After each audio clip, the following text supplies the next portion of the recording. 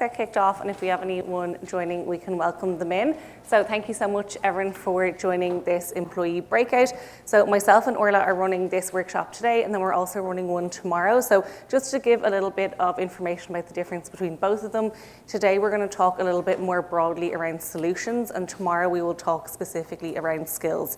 So tomorrow we'll give a really kind of detailed walkthrough of how we're using skills at LearnUpon and give you a little bit of behind the scenes of our Customer Zero program, whereas today will really be Orla bringing us through some really great solutions on the LearnUpon side, and then giving everyone an opportunity to brainstorm as a group on how you can attack some of your business challenges and learning challenges. I know everyone's done a lot of listening today, so the main goal of this is for us to speak briefly and then get everyone into groups to really talk with each other. I know that's where the magic happens at a lot of conferences, so it won't be too long to listen to us, which is good. And yeah, we might just do kind of brief introductions and then we can kick off. So Orla, I'll hand to you. Yeah, so hey everyone, I'm Orla. I'm part of the product team here at LearnUpon. And I'm so thrilled to be here. It's so nice to meet everyone in person. It's particularly nice to meet those we've been working with on some of our customer research projects, like Jen and Riaz and everyone, to be able to meet them in person. And yeah, it's great to be here and excited to share more about, I guess, how LearnUpon as a holistic solution can help solve some of the challenges that you have. Amazing, thank you. And I slightly alluded to it, but just in case I haven't met anyone before, I run our internal learning and enablement team at LearnUpon. So we have the opportunity to be our internal learning team for a learning company, which is really cool. So I have the opportunity to come to something like Connect and chat with everyone, which is really nice, but also get to share how we use our own platform and how we can maybe help anyone with their solutioning and just share, like I said, how we're thinking about it. So to help frame our session today, that's both of us, sorry, you'll be sick of us by the end of tomorrow. In terms of today, what I wanted to do is just frame up our session and then hand over to Orla, like I said, to chat about solutions, and then we will break out. So I know everyone in this room is really familiar with the concept of embedding learning across the employee journey. We are experts at onboarding. We also tend to be experts at growth in terms of building out career paths, competencies, and things like that. But an area that we don't always focus on is perform. And if we think about what Brendan was saying earlier, we are under a lot of pressure. Our roles are under pressure. We are afraid of being automated away with AI. And we know that we need to start delivering value to the business. And when I think of perform, that's probably the most exciting opportunity that we have as learning teams to prove the value of what we're doing. And when I think about perform, I think about signal-based learning or prompt-based learning. And I know, as Brendan said earlier, hopefully in time that will all become automated. But even today, like even if it is manual, it's a massive opportunity for us to go out into our businesses, find those signals, and deploy learning that is going to drive performance. So I think there's still a massive opportunity, even if we don't have all the tools in place. The other piece when I think about perform is risk. So if you think about performance, a lot of the time we're talking about risk with our talent. And I'm sure every CEO and CFO is currently thinking about their hidden talent risks around AI. So when we think about the perform stage and tying it back to our roles in learning, we now have an opportunity to be that strategist, to be that architect, and start surfacing some of those hidden talent risks within our business, bringing that data to our C-suite, and then working with them to deploy our learning program. So hopefully we'll be able to show you a couple of solutions around that, get everyone in the room talking, and then we'll share at the end as well. So I'll hand over to you, Orla, and then we can wrap up. Thank you.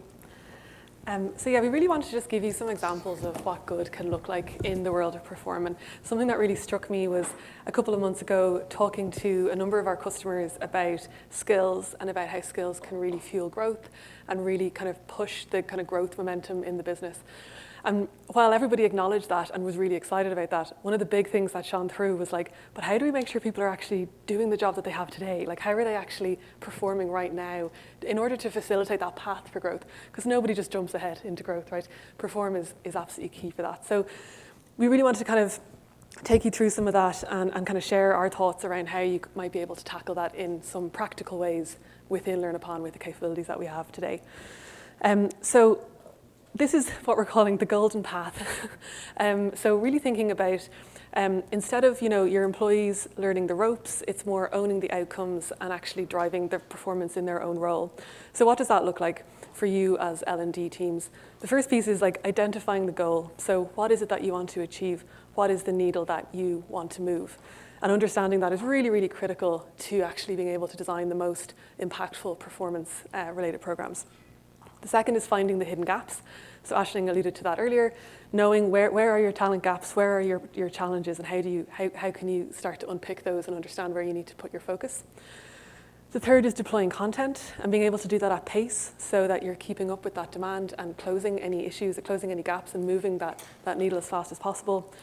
Activating that learner on a journey, both literally and figuratively, and then measuring the impact of that and being able to partner with the business on really showing how L&D shows up to drive business outcomes forward. This looks really simple. We all know it's really not, so we won't pretend that it is.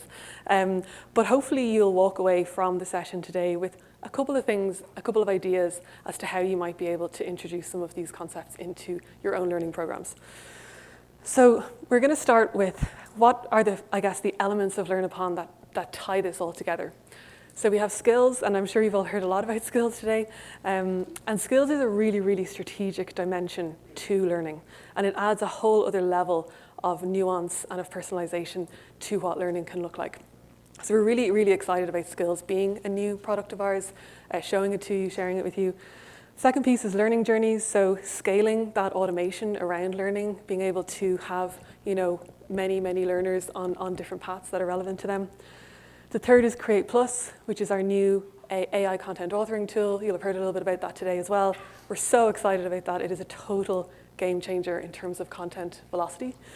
And then reporting. So how does our reporting suite tie together, provide you with those insights, and how can you start to think about using those insights outside of LearnUpon, tying them to broader business outcomes?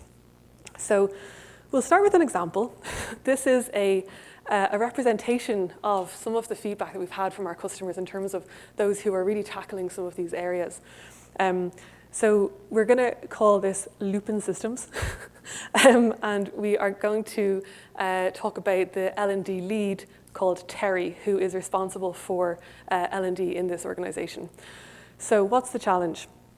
Quality issues are evident in their engineering department. They can see that by virtue of support tickets, of bugs and defects that are coming out of their code development processes, and in velocity. Velocity is not consistent across the team.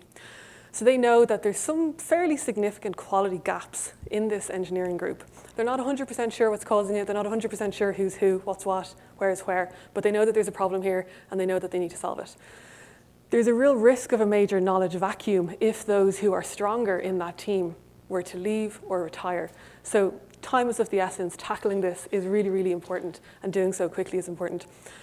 But one challenge, and I don't know if anybody in the room can relate to this, is that it's an L&D team of one. So an L&D team of one trying to, I'm seeing some nodding heads, an L&D team of one trying to really unpick and understand, like, how can I be a strategic partner in this, in actually closing this gap and actually moving this needle. Terry's goal is to bridge that knowledge gap, mitigate the risk, and improve those quality-related outcomes. So that's, again, identifying the goal, knowing where is the focus, what is the thing that needs to shift its quality in relation to engineering outcomes. So what does Terry do next? She assesses the hidden talent risks that exist by looking at the skill gap data that she can access in LearnUpon. So what you're looking at here is our new skills report, which shows basically all of your learners, all of the different skills that relate to those learners, and what is their current proficiency level, and what's expected of them, and what is the gap. So again, going back to that core question of, like, how do we get people to be working at the level that's expected for their role so that we can facilitate onward growth. So what this report tells Terry is two things. Number one, who are the employees that require upskilling? These are the employees who have a minus figure in their skill gap column. So that's immediately telling her, these are the people that need to actually go on this journey. These are the people that have these challenges. The second piece of information that this report shows Terry is, who are the experts? So these are the people in the organization that actually are very proficient in these skills, are actually proficient beyond the expectation of their role. That might be because of tenure, that might be just because of in individual performances. But what that gives Terry, bearing in mind that Terry is a L&D team of one, a pool of people to potentially tap into to actually get some quick insight and quick knowledge share in order to be able to actually tackle this performance problem. So the next thing that Terry moves on to, knowing where her focus areas need to be, knowing who those people are that need to be upskilled, and knowing the people that can actually help upskill, is that she then goes to Create Plus. I know you've heard us talk about Create Plus and it being really game-changing, but I want to show you a couple of frames as to how that actually is the case. So in this context, Terry doesn't have a lot of time, and Terry doesn't have access to a lot of other people's time in order to actually build out this program. So what she does is she taps up those experts and she asks them to join a 30-minute Zoom call with her to say, tell me everything you know about what I need to do about code review practices and quality engineering. What are the main things that you do as a high performer in this area to make sure that this is nailed? Terry then uploads that Zoom recording into Create Plus. So she hasn't had to give a huge brief as to what needs to be done to those experts. She's just tapped up their knowledge. She may supplement this with knowledge base documentation, PDFs, anything else that is relevant to the topic, any SOPs or anything relevant in the organization that says this is what this needs to look like for code review practices to be right. Create Plus takes this, ingests it, transcribes it, and then starts to actually get that to work in terms of actually creating content. But it also makes sure that it's asking Terry, what are the main topics in this content that you want us to focus on? So Terry can actually say, these 4 or 5 areas of what has been gleaned from this are the key things that we really want to make sure are represented in this content because they're our biggest priorities. Terry can also review who it is that is actually going to be the learner. So Create Plus will infer who the learner is going to be based on the content.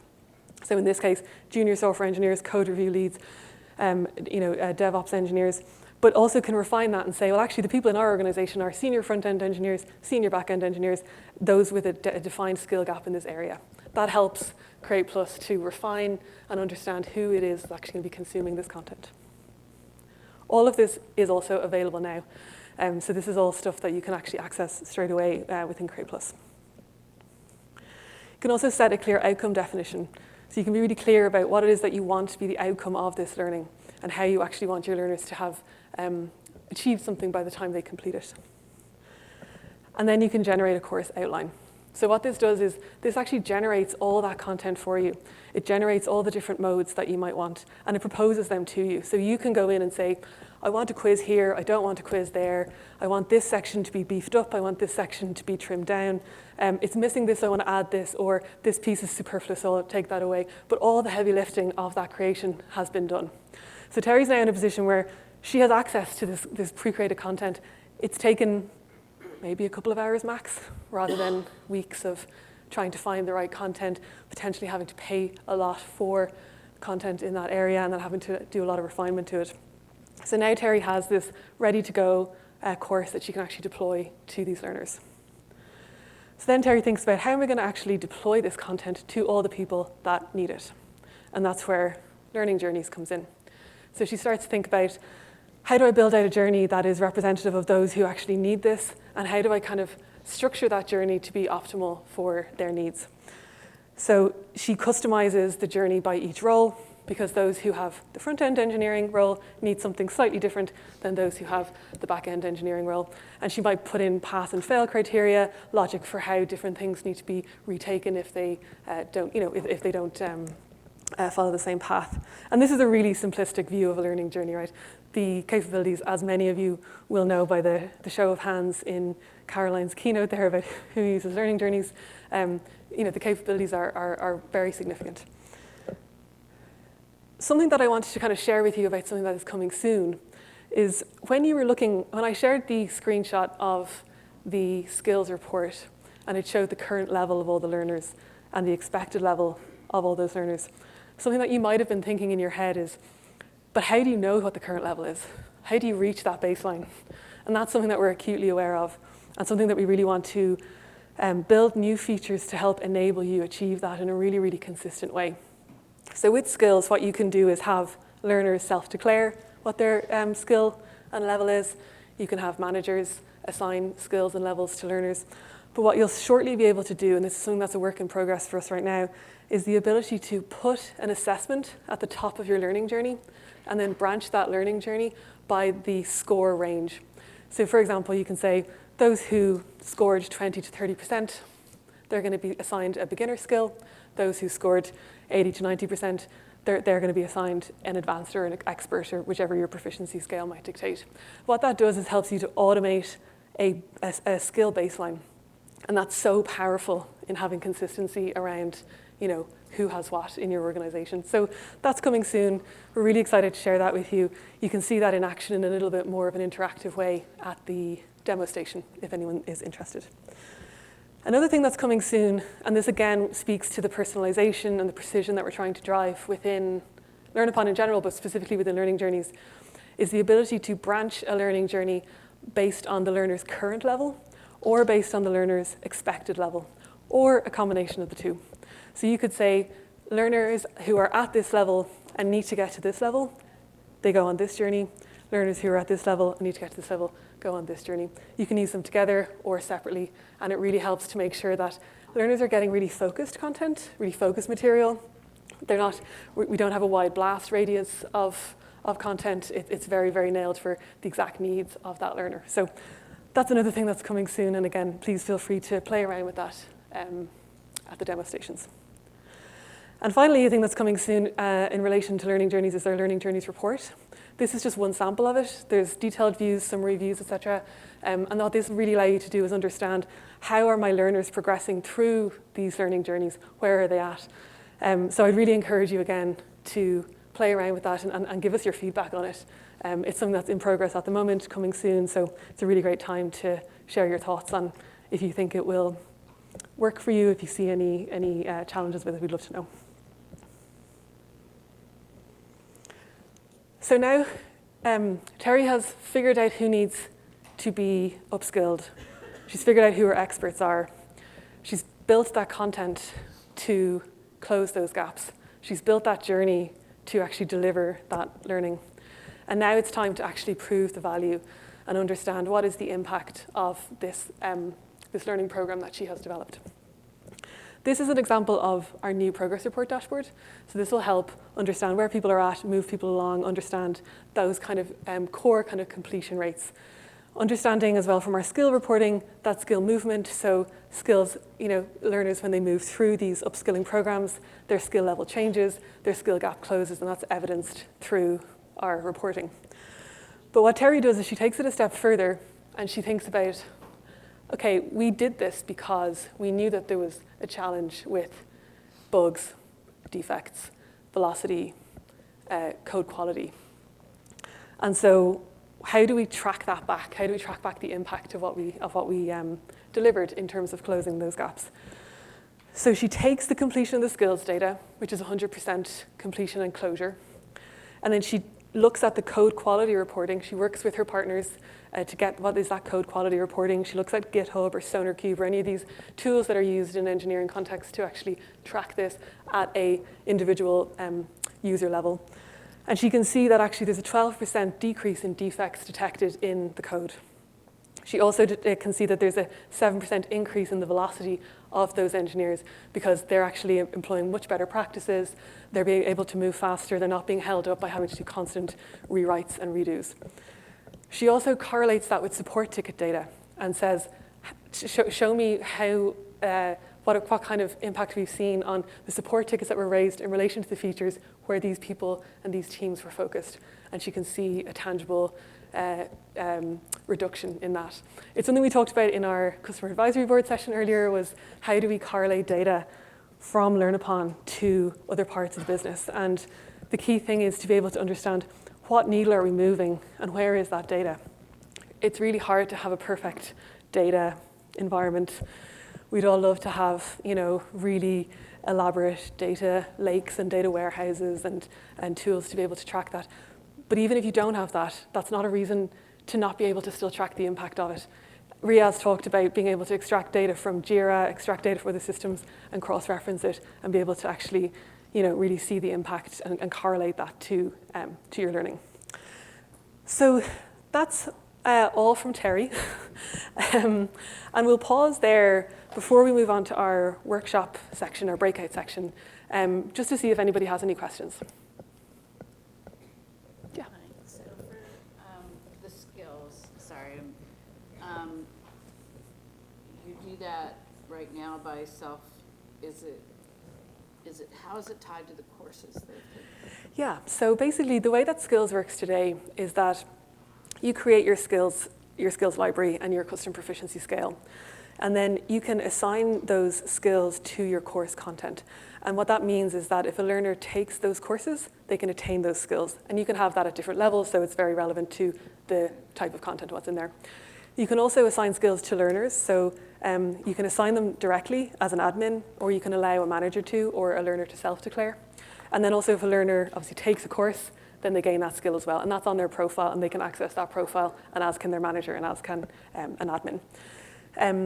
And I suppose the third piece then, which is the job title piece, that's really connecting the skill expectation. So what you can say is, here are all the job titles that we have. Here are the skills that are expected for those job titles, and here are the levels that are expected. And what that does is it infers an expectation for the learner who has that job title. And this is all handled through custom user data.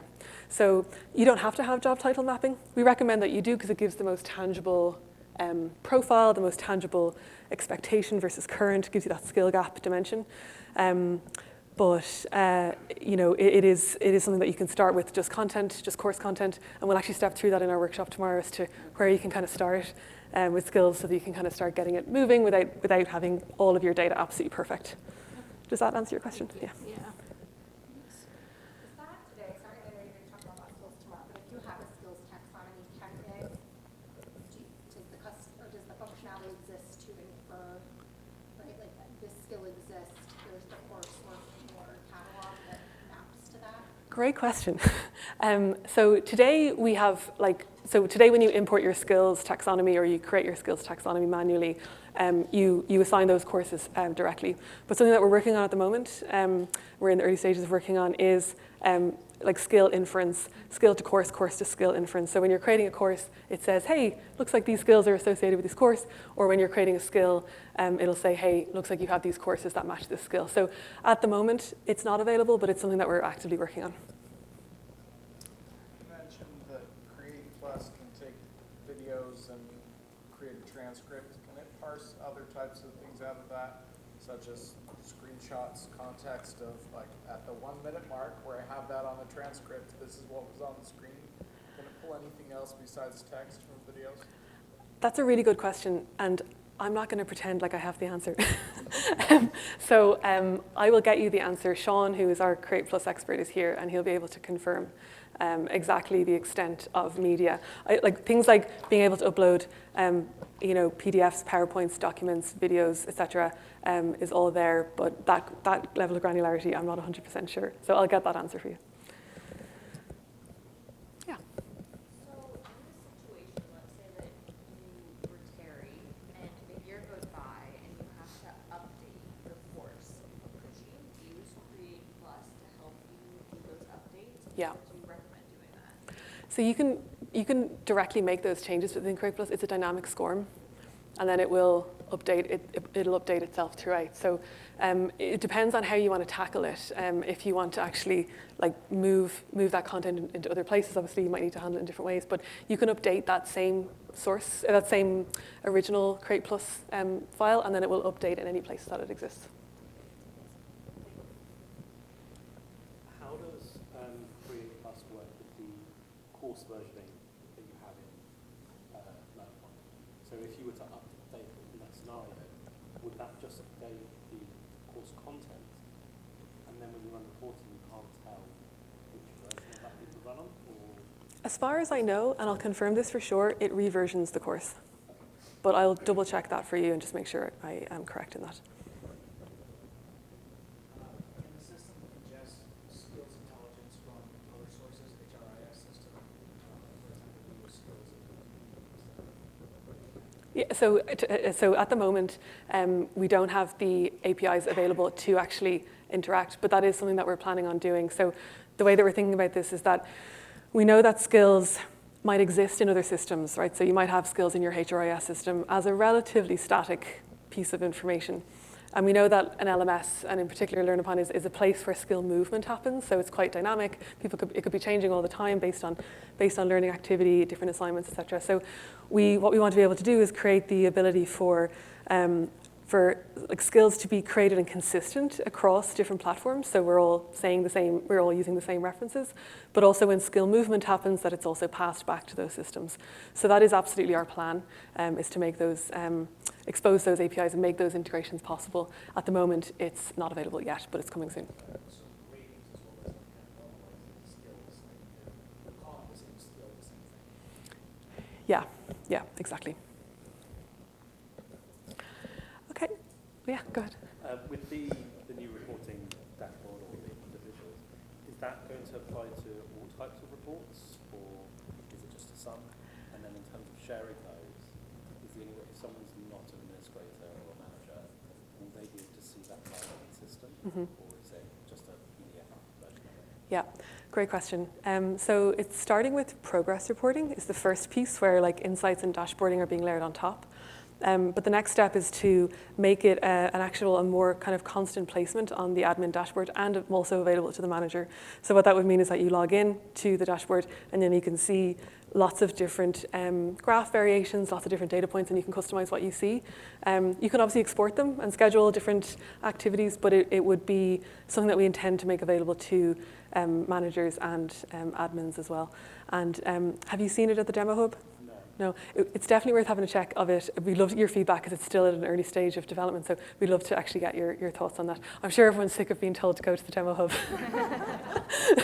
But it is actually just like we're really keen this year to show stuff that we have, but also stuff that's coming, so you can have a think about that and see how it might fit into your future plan. So the overall dashboarding is one of those things. So progress report is there, but the other pieces are to come and very much in that format. Okay, I'll hand back to Aisling and we will break out. Amazing, thank you so much, Orla. So in 1 minute, I will get everyone to jump into groups of 4, ideally with people that you haven't met before. So if you are here with your colleagues, try and separate so that you can meet new people. So what we're gonna do is just get each group to consider a business objective. So Orla has a couple of different business problems printed out here. We know that everyone works in a very different learning context. You all work in different industries, so we didn't want to make it too specialized to people's roles, but we wanted to give you an opportunity to brainstorm and hear how other people are thinking about these problems. So hopefully that will still be useful.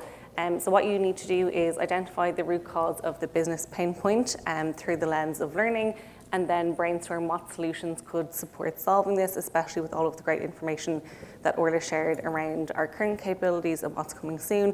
And if you have any questions, we can walk around the room and answer them as you go through it. We will ask one person at the end just to nominate themselves as the group speaker and just share their findings in a 1-sentence format, which I will leave up on the screen just to help everyone with it. We'll go from now until 3:35 p.m., so about 20 minutes, and then we'll get everyone to share before we wrap up. So if you are okay to create your groups, and then we will hand these out to you. Can we use AI? Of course you can use AI, yes. Oh, groups of 4, yeah.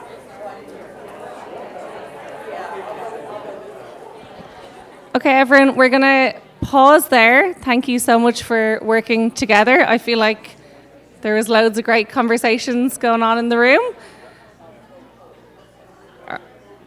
Okay, I'm just going to ask, can one person from each group nominate themselves to stand up and share? Yeah, everyone can, anyone who's going to speak can stand up. Okay, we're ready at the back. It's good to stand up, it's good to stretch.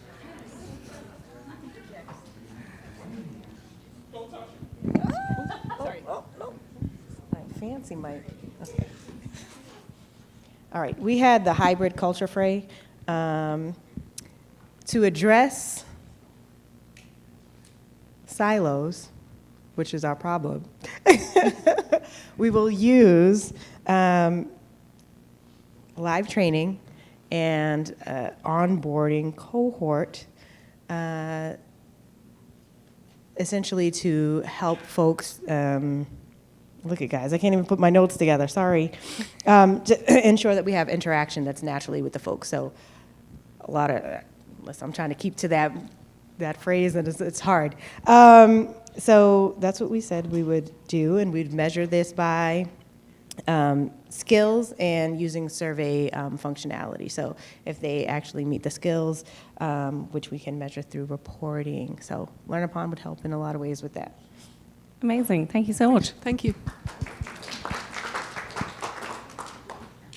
Okay.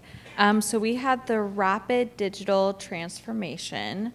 So to address the problem of digital literacy, we were going to use the skills and the learning journey tools within the LearnUpon system. And we were going to assess the skills, customize the learning journeys, and then identify mentors to help us with the trainings. And hopefully, if everything goes well, success will be measured by the post-assessment when they are done with the learning journey, and then customer usage of the app in the long run. Brilliant. Excellent. Thanks. Thank you. Okay, so we had the succession struggle. So for ours, we said that we would like to use the Create Plus to rapidly create courses, because there is a fine timeline on this whole thing. Also insert skills and learning journeys to create a bench that is currently vacant. And then use the reports to then see what current skill levels are, measure who experts currently are, and also see rapid growth of anybody that is doing those different courses and journeys, and be able to then offer any kind of potential growth in the company based on those measurements. Thank you. I think what's really nice to think about as well is, you know, in that example is a really good example around succession planning, but how can you create more experts and have more people to tap into? How can you create that kind of culture of actually driving conscious expertise in these different areas and really nurturing that and valuing that and using that for the betterment of the rest of the company? So thank you. I think ours was already done. We had rapid digital transformation. We literally said like 99% of the exact same thing. So we'll use a skills assessment it's digital literacy. So we'll use a skills assessment to see where everyone's at within the 60% that doesn't know about, like, that has a lack or a gap in digital literacy. There's probably like different pillars inside of there. So using that to then branch into a learning journey to provide like whatever content we create with Create Plus. And then our success is going to be measured by an authentic assessment, or like how many tickets were created by the app, usage of the app, and what was the other one we said? Customer feedback. Excellent. Thank you. So we had the compliance bottleneck. Basically, a manufacturing firm is getting heavy fines because safety certifications are expiring faster than they can renew them, and it basically disrupts production because they cannot continue to work without having their safety certifications renewed. So to address the lack of awareness of certification expiration and lack of prioritization of safety reporting, we will use a certification expiration and auto-enrollment feature, along with custom course-specific text to, I can't read my writing, but to let them know, identify, or for the course notification email, to identify the reason why they were enrolled, the importance of getting recertified, and any consequences of not completing the due date, or by the due date. Additionally, a recurring saved report sent to the safety officer so that they can keep apprised of how this progress is going.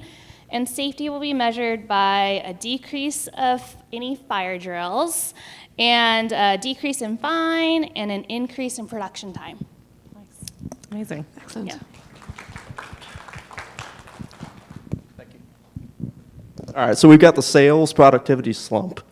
Taking them 9 months to hit their goals. That's ridiculous. So we're going to start by using the skills function with pre-assessments to figure out where their skills are before they actually start working, and not just through a course, but through real face-to-face interaction, and then funding that into a course. So after we figure out those things, we're going to interview top performers who are already in sales, figure out some of their best practices, what they've learned along the way, using the Create Plus to assemble those into courses. From there, success will be measured by frequent check-ins, providing feedback to the trainees, tracking the time it takes for them to reach their sales targets as time goes on. Right? We should know about these things way sooner than 9 months. So every month, every couple of weeks, we're going to be checking in. So. Love it. Okay, thank you. One this side. That side, right? Okay, let's see how this side of the room does. Most people had, I think we have 2 of each solution, so there's a little bit of repeating, but hopefully it's good to learn. So our scenario was merger and acquisition integration to financial firms. Just merged, and there's a culture clash and inconsistent compliance standards. So there's obviously going to be a whole bunch of change management going through there to identify what is the best course forwards, what do they want to keep, what do they want to throw out. So to address the culture clash and inconsistent compliance standards, will we use the data gathered from those workshops and forums? We may use surveys within LearnUpon to help inform some of those to create some of the courses. We will then use tools like Create Plus and just general course builder to deliver the new information. There may be scope for using Create Plus to say, this is the old standard that someone's moving from, and this is the new one that we're moving to. Help create a course for people transitioning versus a course for people who it's all new for. And this can result in certifications for for making sure everyone is compliant. And then the success will be measured by a cohesive company culture and aligned set of standards. Nice. Okay, thank you so much. Okay, so we had the compliance bottleneck as well. And so to address the fire drill and to avoid disrupting production, we would use the reporting tool to pull the recertifications that are needed.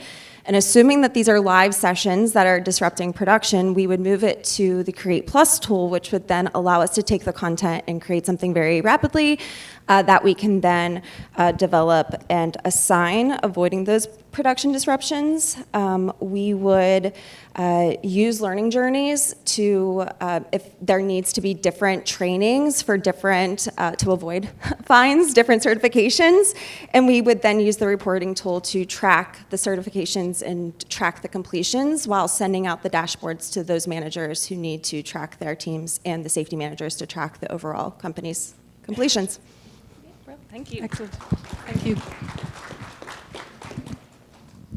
We had the hybrid culture fray, so basically to address the silo effect with junior employees in the post-remote work world, trying to figure out how we could use the Create Plus skills tool and also live learning potentially to bring our subject matter experts, our veterans, to sit down. They have a lack of time, so via recordings, whatever way that we could go and sort of build an agentic experience with those team members to give them a guide path of the basics, the things that we feel like they need to know, or potentially taking into account the things that maybe we need to know about them to cater our learning, to basically ensure that we can set those skills, track against skills, and then come back around and ensure everyone has what they need as they get started.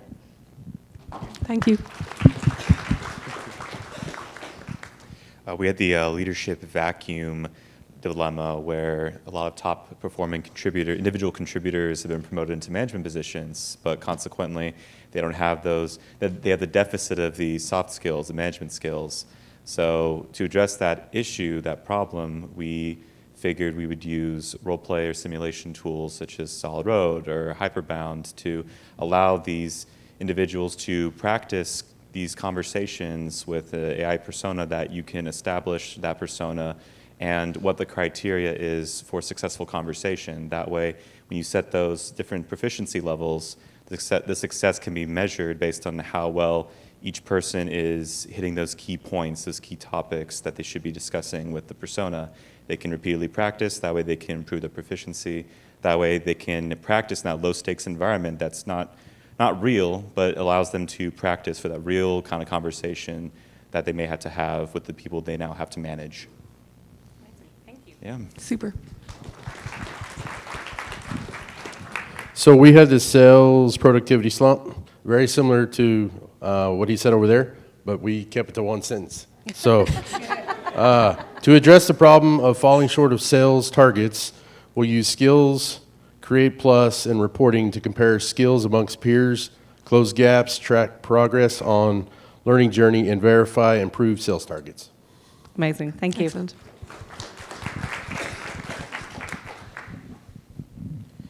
So we did a leadership vacuum as well.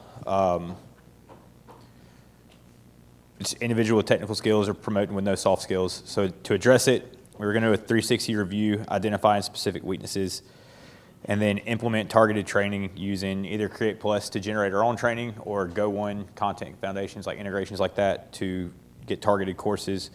Once the training is completed, do another 360 review to show progression in any deficient areas. Brilliant. Thank you so much.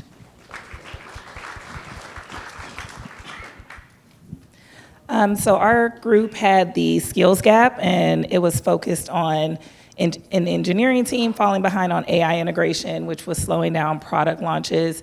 So for us, addressing the problem, well, first we just talked about, just being in learning and development, that first we want to see if learning even is the problem, right? Like maybe it's a skills gap and maybe it's not a skills gap. So really just also trying to find out, are you having a hard time with change management? Are you afraid of AI? All of those different things. So first really trying to get to the root of the issue.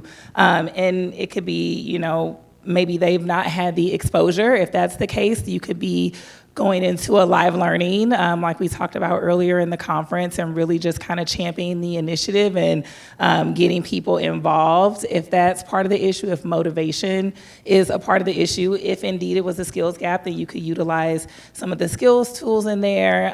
You can determine, do we need to create learning journeys for some people to get caught up? And of course, doing reporting on that to see how are they doing with that learning journey, but also looking at insights across the board outside of just your learning management systems and things like that, like we talked about with your HRIS tools, or any data that you could get at all, and just kind of pulling that all together to see what's really the bigger story there. So lots of different solutions depending on what the problem is. Thank you. I know we're at time, and I don't want to be in trouble for people not having coffee break, but I know, sorry for the last couple of groups that we missed, but hopefully we got most people in. So I know we're going to wrap up quickly on what we can learn more, and then we'll let everyone grab a coffee and something to eat. Yeah, perfect. Thanks so much, everyone, for engaging with that. It's really great just to hear how you're thinking about it and how you're kind of assimilating some of that. So thanks so much. I won't, the first point here, I won't belabor. You've heard it from me 6 times today, and probably 10 other times as well. But speak to us. Like, we're so happy to be here. We're so thrilled to hear your thoughts. It's so amazing to have such an engaged group of customers who are really willing to give us feedback and thoughts and really challenge our thinking as well. Like, it's so invaluable to us. And reach out to your CSM if there's anything that you want to trial, test, enable, talk about further, etc. So we're here to support you. Something just for you to keep in mind is that we're going to do an Engage and Exchange roundtable on June 18th as part of our Engage community. So if you're not part of our Engage community, it would be great for you to get involved. You can scan this QR code to register, and we'd love to see you there. I'll leave that up for a second, but that's basically it. Thanks so much for joining. Thanks so much for engaging with us. Tomorrow, as Aisling mentioned, we have 2 repeat sessions about skills, which will really focus in on like how LearnUpon does skills, how to get started with it. It can feel a little bit overwhelming, but we want to help you figure out like what can that actually mean for us. So please do join us. And there's lots of other sessions at the same time, so every session repeats twice. So hopefully you'll get to join the ones that you want. So yeah, thanks so much again.